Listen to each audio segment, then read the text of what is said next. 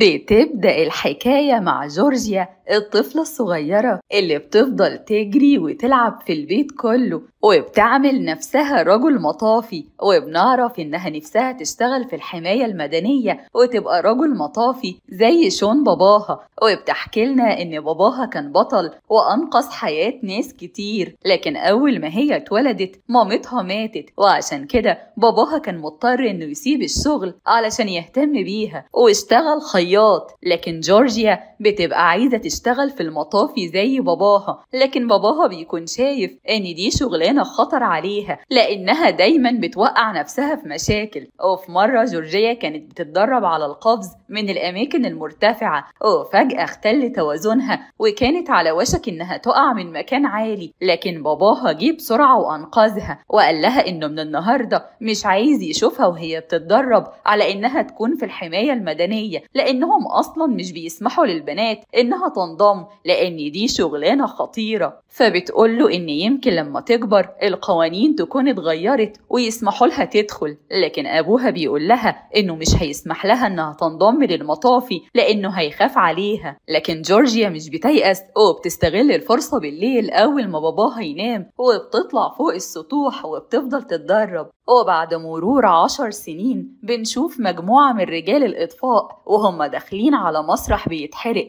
وبيستغربوا جدا لأن الدخان بيكون لونه أرجواني، وفجأة بيقفوا قدام باب كبير، ولما بيفتحوا الباب بتحصل لهم حاجة غريبة وبيختفوا. ومن الناحية التانية بنشوف إن جورجيا كبرت وبقت بتشتغل مع باباها خياطة، وبتقنعه إنها خلاص نسيت موضوع الانضمام للمطافي، وبتفضل تشتغل معاه بسرعة لحد ما بيخلصوا كل اللي مطلوب منهم. وفي الوقت ده بيسمعوا في الأخبار إن حصل حريق في المسرح، وإن فريق الإطفاء اللي دخل وحاول يسيطر على الحريق اختفى. والمعلومة هنا إن ده رابع فريق إنقاذ يختفي، وطبعا الأخبار دي بتلفت نظر شون لكنه بيتجاهلها علشان ما يصيرش فضول جورجيا. لكن بالليل بنشوف إن جورجيا ما تخلتش عن حلمها، وإنها لسه بتتدرب علشان تشتغل في الحماية المدنية وتنضم للمطافي، وبتبذل أقصى جهدها علشان تثبت للكل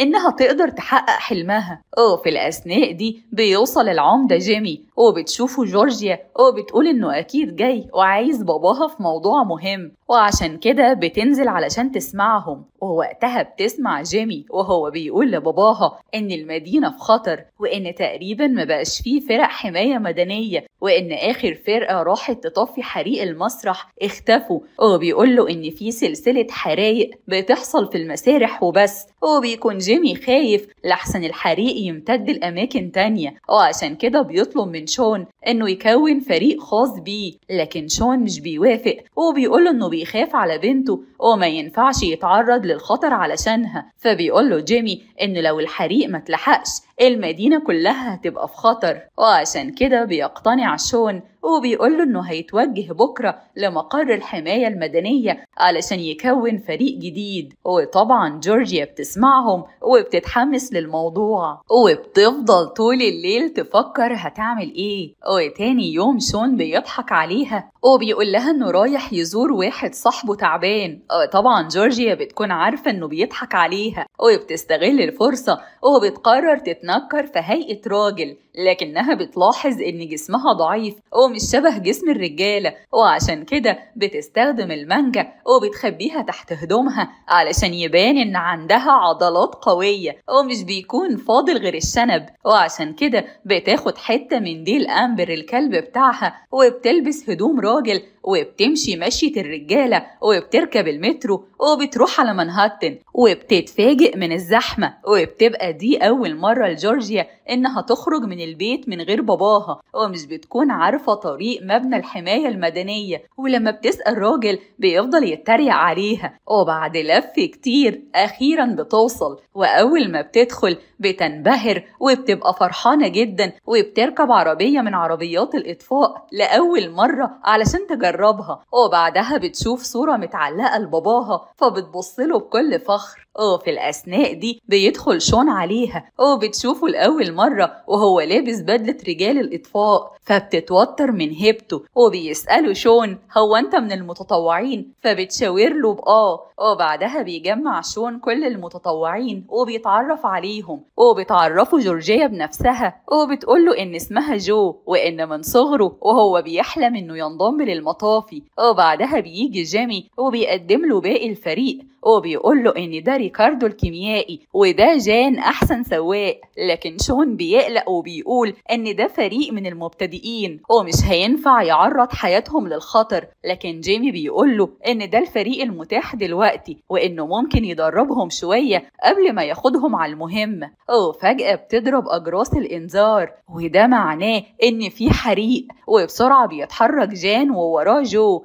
لكنهم بيتكعبلوا وبيقعوا فوق بعض. فبيبص لهم شون كده وبيقول إن دي بداية غير مبشرة بالمرة. وبعدها بيركبوا كلهم عربية المطافي، ووقتها جان بيسوق بسرعة كبيرة جدا، وبيفضل شون يقول له يسوق بالراحة شوية. لكن جان مش بيسمع كلامه وبيسوق سواقة متهورة جدا، وبسبب كده شنب جورجيا بيطير وبتقوم بسرعة علشان تجيبه من فوق سطح العربية. وبسبب سواقة جان المتهورة بتبقى على وشك إنها تقع من فوق العربية. المهم إنهم أخيرا بيوصلوا للمكان اللي فيه الحريقة، وهناك بيقابلوا مارك رئيس الشرطة وبيقول لهم إن الحريق في المسرح بقاله كذا يوم، وإن رجال الشرطة بعدوا كل المدنيين، وبيعرفهم إن في عدد كبير من رجال الإطفاء اختفوا. وبيبدأ جو اللي هو جورجيا يعني إنها تجهز خرطوم المية علشان تبدأ تطفي الحريق. ووقتها بيطلب منها شون إنها ما تفتحش الحنفية بشدة، لكن جورجيا مش بتسمع الكلام وبتفتح الحنفية على آخرها. وبسبب ضغط المية القوي بتطير جورجيا بالخرطوم وبتغرق الشارع مية، وبتفضل طايرة في الجو لحد ما شون بيمسك الخرطوم وبيقفل المية وبيطلب منهم محدش يعمل حاجة من دماغه قبل ما يرجع له. وبيحذرهم إن التعامل مع الحرايق خطير، وخصوصا لأن الدخان ممكن يحتوي على مواد سامة لو استنشقوها ممكن يتخنقوا ويموتوا. وبيتفق معاهم إنهم هيدخلوا وهيدوروا على أدلة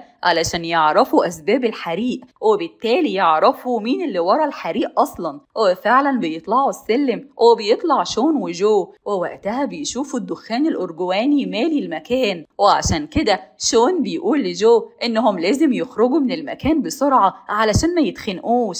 لكن فجأة بيظهر راجل وبتشوفه جورجيا وبتصمم إنها تمشي وراه، ومش بتسمع كلام شون وبتفضل ماشية لحد ما فجأة بيظهر لها شبح من الدخان، وبيفضل يكلمها ويقول لها إنها ارتكبت غلطة عمرها إنها جت وراه، وبيحدف عليها كرة زجاجية فيها دخان وبيقول لها إنه هيخلص عليها. لكن شون بيتدخل بسرعة وبينقذها. وبعد شوية بيجمع شون فريقه وبيقول لهم إن لو كل واحد فيهم اتصرف من دماغه هيموتوا كلهم. وبيقول لجو إن دي آخر مرة هيسمح له فيها إنه يتصرف من دماغه، وبيقول لهم إن قانون رجال الإطفاء هو إنهم يدخلوا سوا ويخرجوا سوا. وبعدها جو بيحس بالندم وبيروح يعتذر لشون وبيقول له إنه قرأ كل الكتب اللي بتتكلم عن رجال الإطفاء، وإن عنده معلومات كتير، وإنه فضل طول حياته يتدرب. فبيقول له شون إن الحرايق الحقيقية مختلفة تماما عن الكلام اللي في الكتب، وبيقول له إنه عنده بنت ولازم يرجع لها، وعشان كده مش هيسمح لحد إنه يتصرف بتهور. ووقتها بتحس جورجيا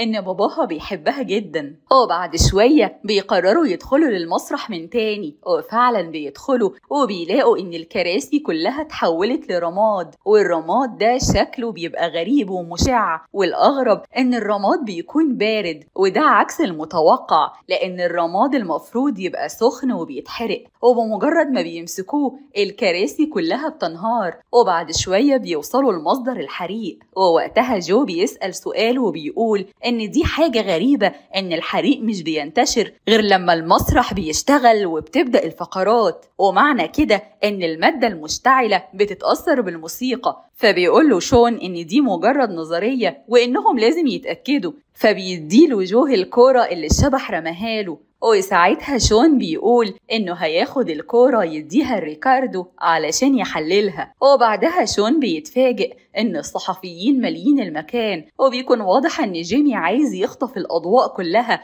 علشان الناس ينتخبوه تاني، لكن شون بيقول إنه مش فاضي يعمل لقاءات صحفية وإنه لازم يرجع البيت بسرعة علشان بنته مستنياه. وبنشوف إن جورجيا بتجري بسرعة علشان تلحق ترجع البيت قبل باباها، وفعلا بتدخل الأوضة من الشباك ومش بتكون لحقت تغير هدومها، علشان كده بتلف الفوطة على دماغها وبتكلم باباها من ورا الباب. وعلى العشاء بتفضل جورجيا تحكي لباباها إنها فضلت طول اليوم قاعدة في البيت وما خرجتش خالص، ووقتها شون بيقول لها إنه مضطر يخرج بكرة كمان، فبتقول له جورجيا خد راحتك خالص، وبتعرفه إنها مستمتعة بقعدة البيت جدا. ومن الناحية التانية بنشوف الشبح وهو حابس عدد كبير من رجال الإطفاء، وبيكون واضح إنهم تحت تأثير التنويم المغناطيسي. وتاني يوم شون بيودع بنته وبيقول لها إنه مضطر يخرج، فبتطمنه إنها مش هتخرج بره البيت. وأول ما بيخرج شون من باب البيت بتخرج جورجيا وراه على طول، ولما بيوصلوا بيروحوا يتكلموا مع ريكاردو وبيسألوه عن نتيجة تحليل الكورة، فبيقول لهم إن الدخان الأرجواني فيه أثر من النيتروجليسرين، ودي مادة شديدة الانفجار. وبعدها جو بيسأل نفسه اشمعنى الحرايق دي مش بتحصل غير في المسارح، وبيقول إن ما بقاش فاضل غير مسرح واحد في المدينة هو اللي ما اتحرقش. وبعد كده بيجي شون وبيقرر إنهم يتدربوا في غرفة الحريق، لكن الشنب بيقع وبتضطر جورجيا تهرب بسرعة من الأوضة. وبعدها بيختبرها شون كذا اختبار وبتفشل فيهم كلهم وبتكون على وشك إنها تموت، لكن بيجي شون وبينقذها وبيقول إن رجل المطافي ما ينفعش يبقى متسرع، وبيطلب من جو إنه يركز وبيقول له إنه بيفكروا ببنته لأنها دايما متسرعة زيه وكانت نفسها برضه تنضم للمطافي. فبيضحك جو وبيقول له إن البنات ما ينفعش ينضموا للمطافي. وبعدها بيستعدوا علشان يروحوا المسرح، ووقتها بتكون المغنية لورا بتتدرب وبيروح لها شون وبيقول لها إنهم مضطرين يخلوا المسرح علشان سلامتها. وفي الوقت ده جو بيتعرف على بولين المساعدة بتاعت لورا، واللي بيكون واضح إنها محبطة وحزينة، وده لأن نفسها تبقى مغنية ومشهورة، لكن الناس دايما كانوا بيحبطوها وبيقولوا لها إنها مش جميلة وعشان كده ما ينفعش تبقى مغنية. وهنا جورجيا بتعترف لها بالحقيقة وبتقول لها إنها في الأصل بنت واتنكرت في زي رجل مطافي علشان تحقق حلمها، وبتقول لها ما تسمحيش لحد إنه يمنعك عن تحقيق حلمك. وبعدها جورجيا بتشوف جيمي وهو بيتسلل لغرفة في المسرح، ولما بتسأل بولين هو ليه موجود فبتقول لها بولين إنه دايما بيحب يدخل المسرح من غير ما حد يشوفه. ووقتها جورجيا بتشك فيه وبتخمن إن هو ممكن يكون ورا الحرايق اللي بتحصل، لكن في الوقت ده شون بيشوفها وبيطلب منها تفسر له اللي بيحصل، فبتقول له إنها هتعرفه كل حاجة. لكن بعد ما يتأكدوا من نظريتها هو فعلا بيحطوا الكورة اللي جواها الدخان الأرجواني قدام جرامافون، وبيلاحظوا إن الدخان اللي جوه الكورة بيتأثر بالمزيكا وإن المزيكا بتسبب انفجار الكورة، ووقتها بينتشر الغبار الأرجواني وبيحصل لشون وجان تنويم مغناطيسي وبيفضلوا واقفين في مكانهم. فبيطلب جو من ريكاردو إنه يخرج شون وجان بسرعة من المكان، وفعلا ريكاردو بيعمل كده. وفي الأثناء دي جو بيغمض عينه وبيقدر يطفي الحريق قبل ما ينتشر، وبعدها بيبلغ مارك وبيقوله إنهم توصلوا لطريقة علشان يطفوا بيها الحرايق، وبيتجهوا للمسرح وبيدخل شون وجو وبيثبتوا الخراطيم على الكراسي، وفجأة بيسمعوا صوت صفارات الإنذار وبيعرفوا إن الحريق المرة دي منتشر في المسرح كله مش في قاعة العرض بس. ولما شون وجو بيدخلوا بيفضل جو يدور على بولين، وده لأنهم عرفوا إنها جوه المسرح. وفعلا جو بيلاقي بولين، لكن وهو رايح يجيبها بيحصل انهيار أرضي وبتقع بولين ومش بيقدر جو إنه ينقذها، وبيفضل حزين وبيلوم نفسه. لكن شون بيجي وبيقوله إن شغلهم خطير ووارد يحصل كده ويكون فيه ضحايا، وبيحكي له إن زمان حصل حريق كبير وما قدرش ينقذ زوجين، لكنه قدر ينقذ بنتهم. المهم إنهم في النهاية بيقدروا يوقفوا انتشار الحريق، ووقتها جيمي بيفرح جدا وبيقول إن أخيرا المشكلة اتحلت وبكده الناس هينتخبوه تاني. لكن شون وجو بيقولوا له إن المشكلة ما اتحلتش ولا حاجة، وده لأنهم لسه ما قبضوش على المجرم اللي بيولع الحرايق دي أصلا. فبيقول لهم إنه مش مهتم بالحكاية دي، ووقتها شكوك جو من ناحيته بتزيد أكتر وأكتر، وبتصارح شون وبيروح وراه علشان يراقبوه. وساعتها بيشوفوه داخل أوضة في المسرح، لكن أول ما بيقتحموا الأوضة بيلاقوا لورا قاعدة جواها، وبيقع شون ولورا في سرداب سري تحت المسرح. وبيتضح إن لورا وجيمي مخطوبين في السر، وده السبب اللي بيخلي جيمي يتسلل المسرح في السر، وإنه ملوش أي علاقة بالحرايق ولا حاجة. وفي الوقت ده أمبر الكلب بيلاقي قبعة الرجل إطفاء، فبيستغربوا إيه اللي هيجيب القبعة في السرداب، وبيخلوا أمبر يتتبع الريحة اللي في القبعة لحد ما بيوصلوا لغرفة سرية، وبيكتشفوا إن الغرفة دي أكيد هي المعمل السري اللي بيجهز فيه المجرم الكور اللي بيبقى فيها الدخان الأرجواني العجيب. وبعدها بيلاقي جو خريطة للمسارح الموجودة في المدينة. مش بس كده، دول كمان بيلاقوا جوابات رفض كتير، فبيخمنوا إن اللي بيحرق المسارح دي شخص أكيد عايز ينتقم من كل الفنانين. بعدها بيكتشفوا إن المجرم ده خاطف كل رجال الإطفاء وعمل لهم تنويم مغناطيسي. وساعتها شون بيقول لجو إنه فخور بيه جدا. وفي الوقت ده بتقرر جورجيا إنها تصارح باباها بالحقيقة، وإن هي قدرت تحقق حلمها، وبتسأله إذا كان غير رأيه وهل هتقدر تنضم للمطافي ولا لأ. فبيتعصب شون وبيقول لها لأ، لأن دي شغلانة خطيرة وهو مش هيسمح لها إنها تنضم للمطافي. ووقتها شون بيقرر يعترف لها بالحقيقة، وبيقول لها إن هي مش بنته، وإن أبوها وأمها ماتوا في حريق، وإنه ما قدرش ينقذهم لكنه أنقذها هي. ودي كانت القصة اللي حكاها قبل كده. وفجأة الشبح الدخاني بيظهر لهم وبيقدر يخطف شون، وبيقول لجورجيا إنه حذرها قبل كده لكن هي ما سمعتش كلامه. وفجأة بيقرب منها وبيتضح إنه إنسان عادي، ولما بيقلع الماسك بتتفاجئ جورجيا لما بتلاقي إن المجرم اللي تسبب في كل الحرايق دي تبقى بولين. وبنعرف إن بولين كانت بتحقد على كل الفنانين، وعشان كده حرقت كل المسارح وقررت إنها تخطف كل رجالة الإطفاء. وبتقول لجورجيا إنها مش هتقتلها لأنهم شبه بعض، وكل واحدة فيهم تعبت علشان تحقق حلمها، وبتسيبها علشان تروح تحرق المدينة كلها. وبتحاول جورجيا إنها تخرج باباها من الأوضة اللي بولين حبساه فيها، وبعد محاولات كتير أخيرا بتقدر تخرجه، وبتحضنه وبتقوله إنه هيفضل طول العمر باباها. وبياخدوا باقي الفريق وبيروحوا علشان يوقفوا بولين قبل ما تحرق المدينة كلها. وساعتها ريكاردو بيخمن إن بولين هترمي الكرات النارية بتاعتها من أعلى مكان في المدينة، وبيشوفوا إن بولين نيمت كل رجال الشرطة تنويم مغناطيسي، وبيشوفوها وهي طالعة لأطول مبنى وبتطلع جورجيا وراها، وبتبدأ بولين إنها تحدف كرات النار. وساعتها شون بيقرر إنه يطلع هو كمان علشان ينقذ بنته، لكن هيطلع إزاي بعد ما بولين دمرت المدخل أساسا؟ وعشان كده بيتسلق المبنى المقابل علشان ينط ويوصل لجورجيا، لكن جورجيا بتقدر إنها توصل لبولين وبتمنعها من إنها تعزف، لكن توازنها بيختل فبتقع وبتفضل ماسكة حبل في ايد، وفي ايدها التانية ماسكة بولين علشان ما تقعش من فوق البرج. وفي اللحظة دي بيوصل جان وريكاردو، وكالعادة جان بيسوق العربية بجنون لحد ما بيوصلوا لجورجيا وبينقذوها وبيتقبض على بولين. بعدها بتتكرم جورجيا هي وكل أعضاء الفريق، وبتتعين جورجيا فريق المطافي، وبتبقى أول بنت تشتغل في المطافي. وهنا بنعرف إن الفيلم معمول تخليدا لذكرى راشيل جونز أول فتاة مطافي. وبكده بتكون خلصت حكاية النهاردة.